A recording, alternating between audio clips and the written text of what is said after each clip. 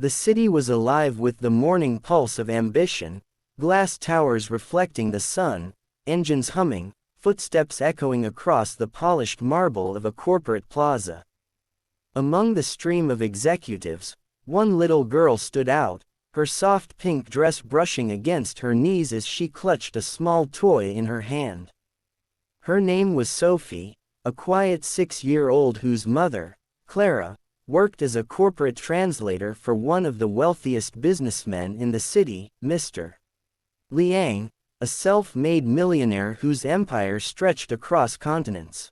That morning was supposed to be routine. Clara had brought Sophie along because the babysitter canceled and she promised her daughter it would only be a short stop before heading home.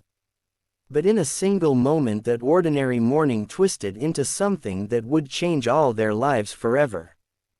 Before we dive deeper, if you believe in kindness, courage, and second chances, then please take a moment to like, comment, share, and subscribe to Kindness Corner.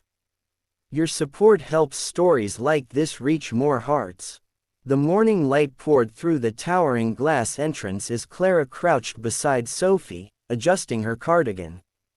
Behind them, 3 uniformed security guards stood by a sleek black car parked near the curb. Mr. Liang had just finished a press meeting and was due to head to another event. Everything looked perfect, too perfect. The air was calm, almost rehearsed. Sophie's curious eyes wandered from her mother to the guards who were speaking quietly among themselves.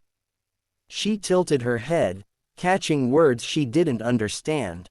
And then suddenly, she did. Clara had been teaching Sophie small phrases in different languages for fun, and Chinese happened to be one of them. The girl recognized just enough to freeze where she stood. The words floated from their mouths like ice. The bomb is under the seat. He won't make it past the bridge. Her tiny fingers tightened around her toy. Her breath caught. She didn't move, but the color drained from her face. Clara noticed her daughter's sudden stiffness and knelt beside her, concern clouding her expression. "Sophie, what's wrong?" she whispered, but the child only stared at the guards, her lips trembling. Mr. Liang was walking toward the car, shaking hands with a few associates, smiling as if the world were his. Sophie turned toward him, her small voice breaking through the hum of engines and chatter. "Don't get in the car." For a moment, the plaza froze, heads turned. The girl's cry sliced through the air like an alarm bell. The guards straightened, their eyes flashing panic before one of them reached for his earpiece. Clara's heart stopped. She didn't know why Sophie had shouted, but the terror in her daughter's voice was unmistakable. Mr. Liang hesitated mid-step, confusion and concern blending on his face. Then he saw the girl's trembling hand pointing toward the vehicle. Something in her eyes, that raw, desperate sincerity, made him step back. "Wait," he ordered. In seconds, the security team moved in, scanning the car. One of the guards, nervous and sweating, tried to deflect, insisting everything was fine. But when another guard opened the back door, the faint ticking noise silenced every sound in the plaza. The next moment's blurred police alarms, panicked shouting, a rushed evacuation, and then the explosion ripped through the parking area, throwing smoke and debris into the sky. The car had detonated prematurely, sparing everyone who had hesitated to climb inside. Mr. Liang stood there, shaken, but alive. The force of the blast had knocked him backward, his white shirt stray with dust.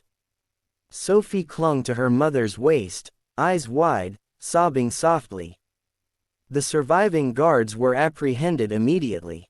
2 of them turned out to be imposters hired through a shadow security firm, part of a plot that investigators later uncovered as a targeted assassination attempt. Hours later, when the chaos settled, the millionaire sat across from Clara and Sophie in the sterile calm of the police station.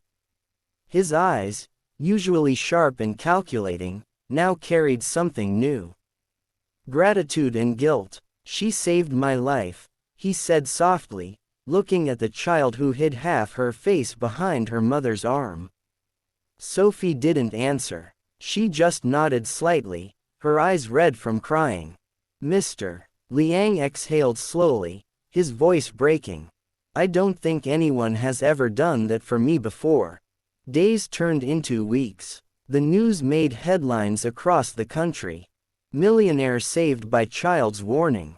But what the cameras didn't capture was how that single act of bravery reshaped the lives of everyone involved.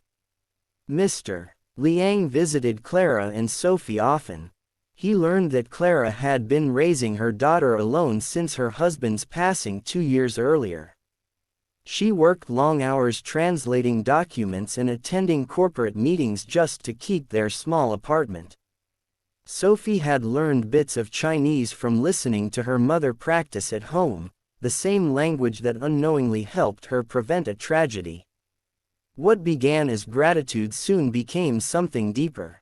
Mr. Liang found comfort in their presence, the laughter he'd long forgotten, the warmth of home he hadn't felt in years. For Sophie, he became like the father she missed so deeply, someone who listened to her stories and encouraged her curiosity. For Clara, he was a reminder that kindness still existed in a world that often felt cold and transactional. Slowly, he began supporting Clara's work, funding a language education program in Sophie's name to help children from struggling families learn foreign languages so they can be brave, too, he said with a gentle smile. But what truly changed Mr. Liang wasn't the act of being saved. It was realizing how little things he had ignored in his life could mean everything. He had spent decades building walls of wealth and power. But it took a child's innocent courage to show him that humanity still mattered more than any empire. Months later, as the three of them stood together on the same plaza where it all happened, the city alive around them, Mr. Liang turned to Sophie and said, "You didn't just save my life. You reminded me what it means to live it." The little girl smiled shyly and looked at her mother, who squeezed her shoulder proudly. The glass building behind them reflected the morning sun, a quiet symbol of new beginnings, not born of money or fame, but of love, courage, and second chances. Before we close this story, if this moment touched your heart, please take a second to like, share, and subscribe to Kindness Corner. Your support helps us bring real emotional stories of compassion and courage to life. Now tell us in the comments, what would you have done if you were in Sophie's place that morning? Would you have had the courage to speak up? Sometimes the smallest voices echo the loudest truths.